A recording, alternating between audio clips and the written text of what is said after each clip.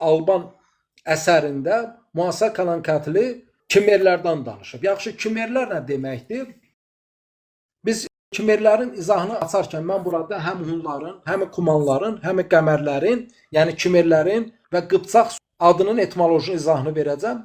Tarixçilər iddia edir ki, Kuman sözü və Qıpçaq sözü ola bilsin ki, ağbəniz deməkdir və Kuman sözü demək bizim dilimizdə də olan gün sözündən formalaşıb.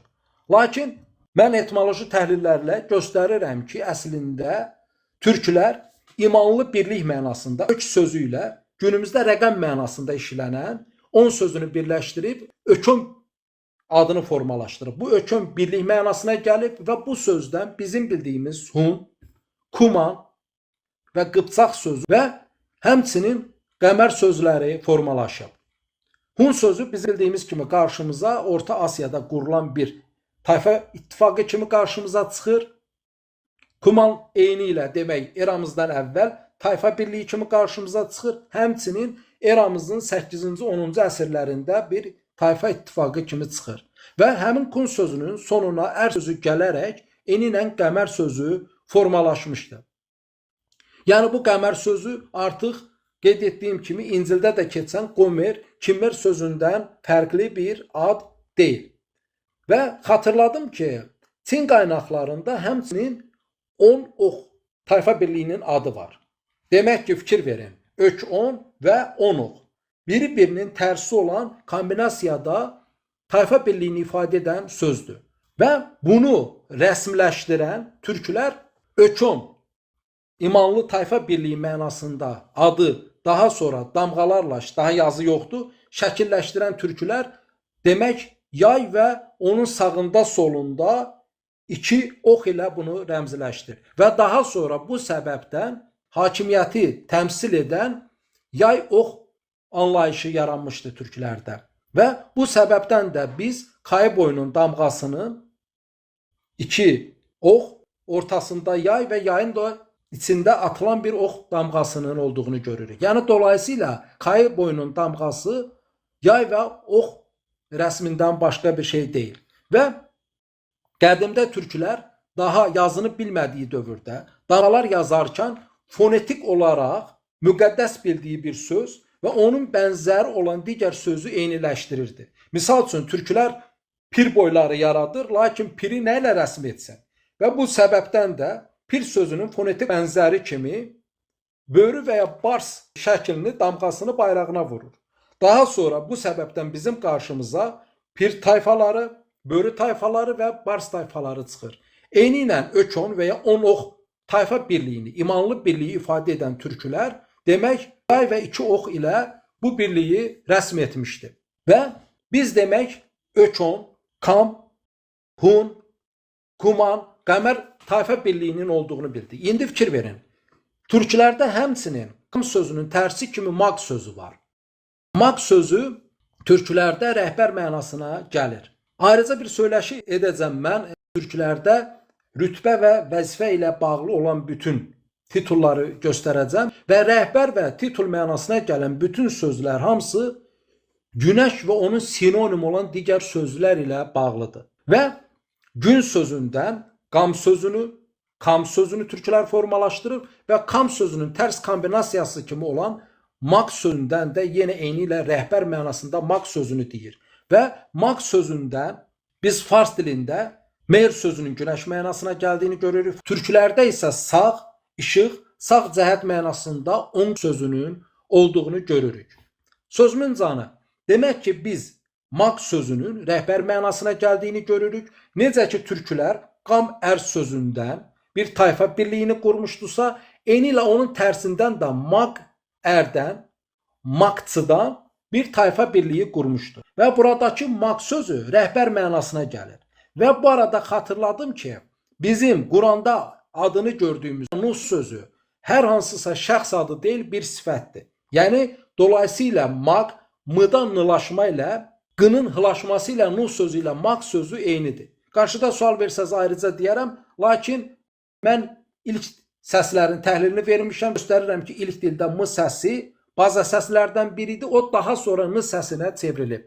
Və dolayısıyla Naxçıvan sözü, maqçı, Nuhçu deməkdir və burada daha sonra onun sonuna oba sözü gələrək o Naxçıvan sözünə çevrilir. Naxçıvan sözünün etimoloji təhlili ilə bağlı fərqli baxışlar var. Naxçı boyu ilə bağlı olduğunu deyənlər var. Nəqşi cahan deyən var və əlaxır var. Məsələ budur ki, biz eyni ilə Proto-Qafqaz dillilərin, məsəl üçün Çeçenlərin əcdadlarının Naxçı olaraq adlandığını görürük. Və bir çox alimimiz də qeyd edir ki, türk dilində n səsi olmadığından, daha doğrusu türk dillərində n səsi ilə sözlər başlamadığından. Ola bilsin ki, Naxçıvan və Naxçıvanda olan Naxçı boyları da həmin Proto-Qafqaz dilli xalqlarla əlaqədardır. Lakin artıq qeyd etdiyim kimi, ilk dildə m səsi olub, o daha sonra m səsinə ayrılıb. Məsəl üçün, üzr istəyirəm ifadəmə görə, om sözü İlk türk dilində aşağı yer canlı mənasına gəlmişdi və biz o sözdən qadının cinsiyyət orqanı mənasında am sözünü formalaşdırmışıq. Onun sayti sağa keçən kökündən ama sözü formalaşıb, daha sonra m-dan n səsi ayrılıb ana sözü olub. Yəni Şumerlər anıya ama deyir və biz ana deyirik. Bəzi dilçilər düşünür ki, ola bilsin ki, bu yaxın əlaqə ilə bağlıdır. Əslində nədir? Demək ki, 10.000 il bundan əvvəl m-dan n səsi ayrılmadığı zaman biz ama demişik və eyni ilə Şumerlər ama deyib. Lakin daha sonra uzun minilliklərdə m-dan n səsi ayrıldıqda burada biz amaya ana demişik. Lakin bütün türklər anıya ana demir. Bəzi dialektlərdə biz anıya ama əmə deyildiyini görürük. Və am kökünün sayti sağa keçən ma kökünün 2 dəfə təkrarından mama sözü formalaşır. Daha sonra ondan n səsi ayrılaraq o nənə sözünə çevrilib. İndi düşünün, dilimizdə dillərinin səsi ilə söz yoxdur. Sual verdiyimiz nə sözü necə yaranıb? Bütün dünya dilçiləri qəbul edir ki, nə sözü türk dilinə aiddir. Nə sözünün necə yaranma mexanizmini geniş danışmaq istəmirəm. Burada da o ilk kökü, manna köküdür. Orada m-nın nlaşması ilə daha sonra nəyə çevrilib? Eyni ilə nəniyə çevrilib.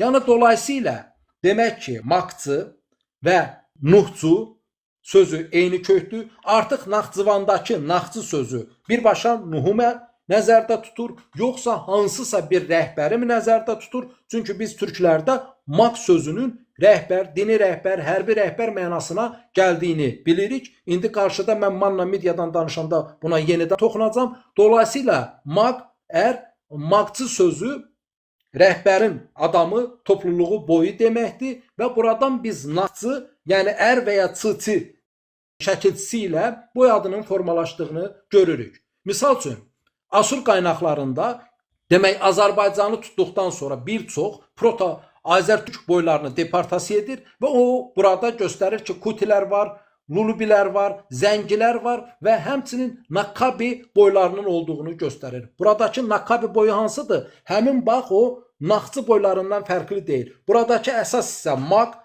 Nak hissəsidir. Onun sonuna gələn çi və ya bir hissəsi isə şəkilçidir. Məsəl üçün biz nə deyirik? Dəmir, dəmirçi, gəmi, gəmiçi və ya Oğuz Kas boylarından danışanda nə dedik? Kasbi boyları yaranır. Bax, fikir verin. Oğuz, Kasbi, Xəzər.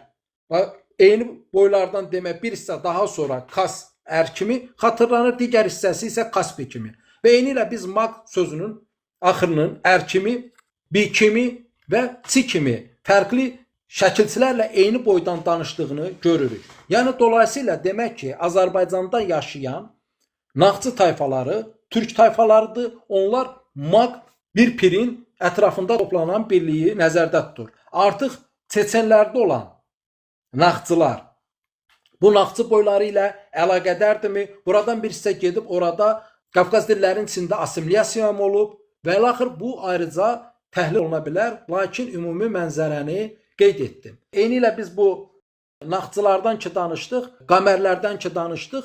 Biz eyni ilə günümüz Ermənistan ərazisində Meğri ərazisinin olduğunu görürük. Meğri.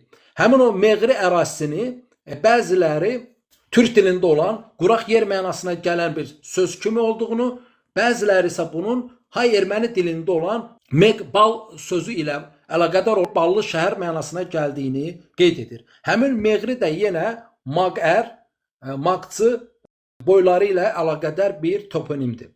Və bunun üzərinə biz artıq Manna dövlətindən danışa bilərik.